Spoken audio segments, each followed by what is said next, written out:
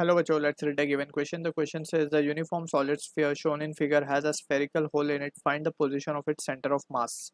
So basically, we can say this is the case.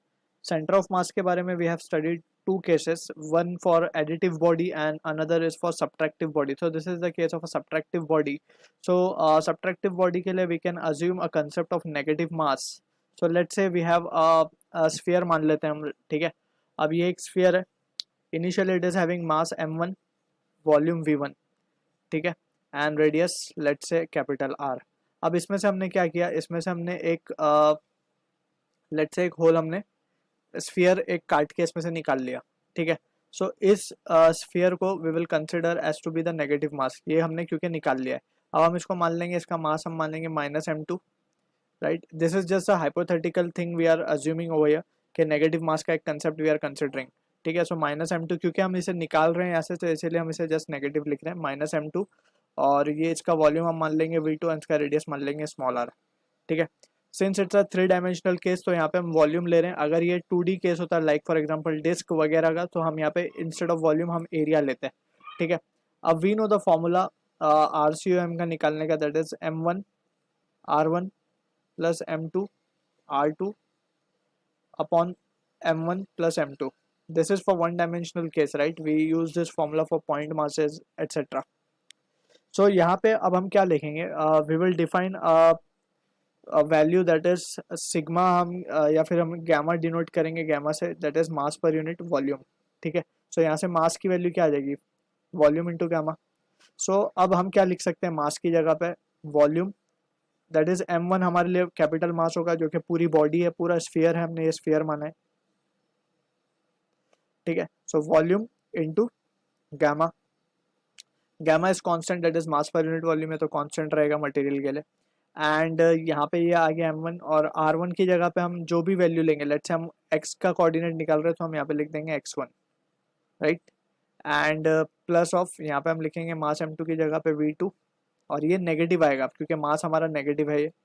So v2 into gamma into x2 divided bye m1 की जगह लिखेंगे v1 gamma minus of v2 into gamma. तो यहाँ से gamma तो हम निकाल के कैंसिल आउट कर सकते हैं फ्रॉम बोथ साइड. सो हमारे पास जो रिजल्ट आएगा v1 x1 minus of v2 x2 divided by v1 minus of v2. So this is the important result we have derive. अभी इसी तरीके से YCOM निकाल सकते हैं, ZCOM निकाल सकते हैं, राइट.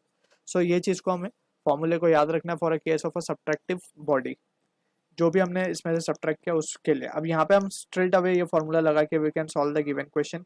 यहाँ पे हमसे बोला गया है कि हमने स्मॉल मास को निकाला है.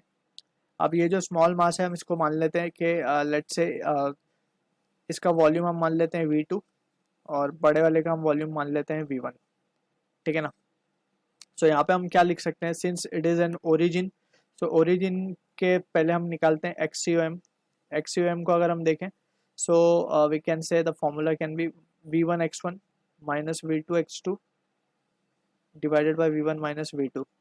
अगर हम देखें v1 यानी कि पूरा जो कैपिटल वाला स्फीयर है, जो अपना यूनिफॉर्म सॉलिड स्फीयर है, उसकी अगर हम बात करें तो उसका वैल्यू क्या लिख सकते हैं, 4/3 पाई, इसका रेडियस r³ है.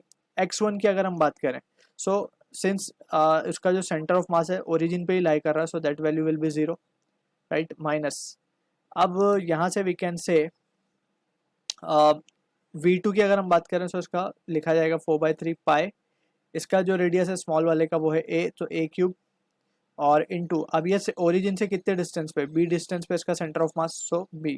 ये होगा सेंटर ऑफ मास हमेशा कहाँ लाई करता है, at the centre of this spherical surface, right. So यहाँ पे इसका सेंटर ऑफ मास होगा कैपिटल वाले का पॉइंट ओ पे, और यहाँ पे स्मॉल वाले का होगा, ठीक है.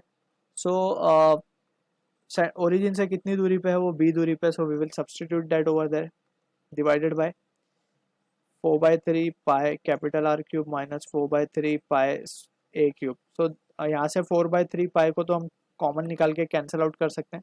सो जो चीज़ बचेगी हमारे पास, वो बचेगी ऊपर माइनस a³ अपॉन नीचे बचेगा r³ minus of a³. So this is the x coordinate of centre of mass we are getting. अब y को देखें, सो सिंस ये ओरिजिन पे लाई कर रहा था, we can say y coordinate of COM will comes out to be 0, क्यों zero आ रही है, यहाँ पे हम देख सकते हैं कि कोई y के कोऑर्डिनेट में शिफ्ट नहीं है, क्योंकि centre of mass of both the bodies are lying along the x axis. ठीक है, सो x में ही शिफ्ट आएगा सेंटर ऑफ मास का जो भी आएगा। सो सेंटर ऑफ मास की वैल्यू जो मिली हमें वो सिर्फ अलोंग x ही आएगी, और y के अलोंग भी वो जीरो आएगी, और z के अलोंग भी वो जीरो ही आएगी। Right, so this is the answer to the question. I hope you understood the solution. All the best.